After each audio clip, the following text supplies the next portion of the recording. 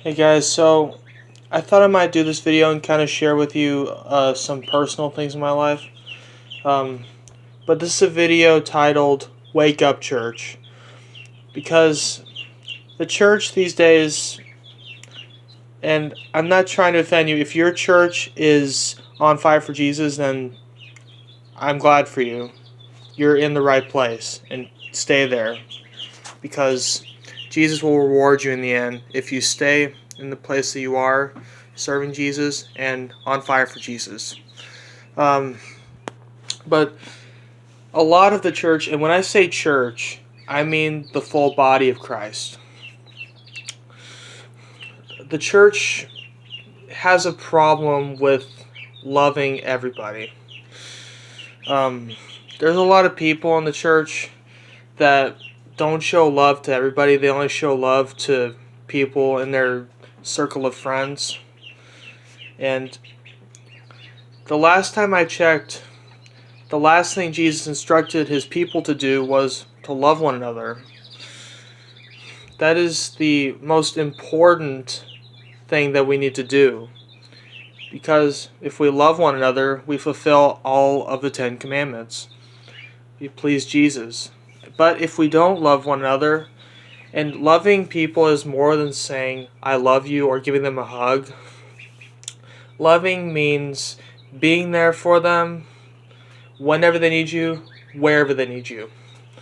Now, I'm not saying that you always have to, like if you have something more important to do, then that's, understandable why you can't be there for that person. But at least try. That's not the only problem that the church has. A lot of people in the church don't take their walk with Christ seriously. A lot of them would rather just live in their pampered lives.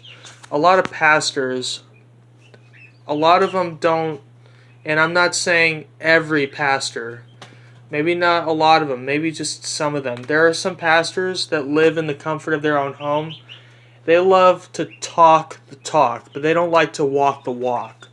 They don't like to actually serve. They would rather their church go out and serve, and they would rather live in their prosperous, rich homes and just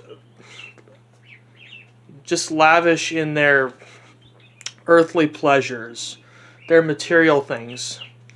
There's a lot of pastors that, just take the offering and use it for themselves. Some pastors buy things that are unnecessary when they could be using that money to help people that are hurting. The offering is supposed to go towards helping people and going on mission trips, fulfilling the calling in your life that was placed in your life by Jesus. But if you are constantly spending the money on yourself, constantly thinking about yourself, then you're not helping at all. You're not making any impact in people's lives. You're not showing Jesus to them. You're not showing them the way to heaven. You're not bringing them to Jesus who will bring them to heaven. You're just enjoying your pleasures. Sadly, there's a lot of pastors that fit this category. I'm not going to bash the pastors, but it's not just pastors. It's the church as well. There are a lot of people in the body that just say that they're going to do something, but sometimes they don't even try. There's a lot of Sunday Christians. They go to church on Sunday and they praise Jesus, and that's the end of their walk. The rest of the week they're off sinning and doing whatever they want. Sad but true. A lot of them profess to be Christian, but their lifestyle says otherwise. You can't just act all holy and righteous and say you're a Christian and you love Jesus with all your heart and go out and deal drugs. You can't say that you know Jesus and the rest of the week that, after you said that, spend all that time playing video games and not even saying a word to Jesus.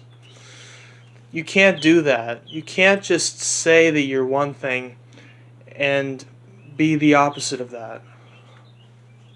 Those are called hypocrites. And I believe that's the church's biggest problem. It says that it wants to do what Jesus tells them to do. It says that it loves Jesus. It says that it wants to fulfill what Jesus wants them to do.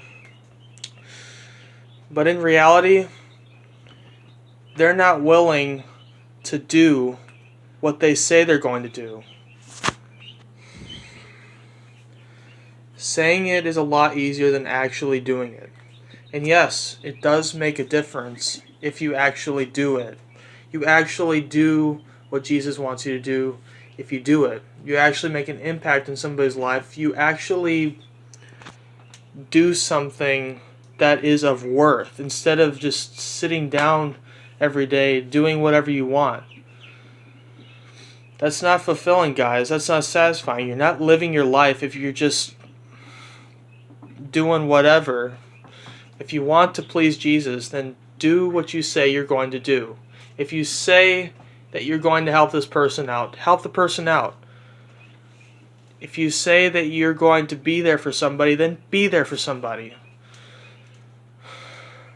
I know how it feels. I've depended on people that said they were going to be there for me, but they never were. I'm not going to call names. But that's the church. Sorry. The enemy doesn't want me to preach this. That's the church's biggest problem. If the church would just simply show love to one another, the world would be a much better place. But until the church actually comes together and starts doing what Jesus wants it to do, we're still going to be in this same rut that we've been in for years.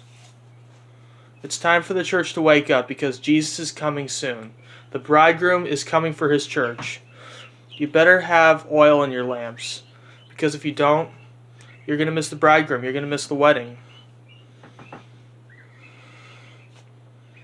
So don't be that person. Watch for Jesus. A lot of people have stopped watching for Jesus. They've gone back to their old lives, sinning in their fleshly ways, and chasing after the imaginations of their own heart, and going after their fleshly pleasures, when they should be warning the people about Jesus and searching for Jesus' return in these last days. So, I hope you guys take this to heart. And I'm sorry that it was a little long, and I didn't really speak clearly, but I'll try to next time. But, yeah.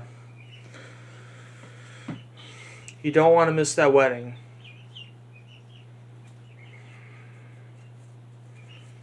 And by the way, the very fact that people are turning away from Jesus and stop looking for the rapture, that is proof that we're getting really close to the rapture. So I would get your hearts right now, because Jesus is coming soon. See you guys later.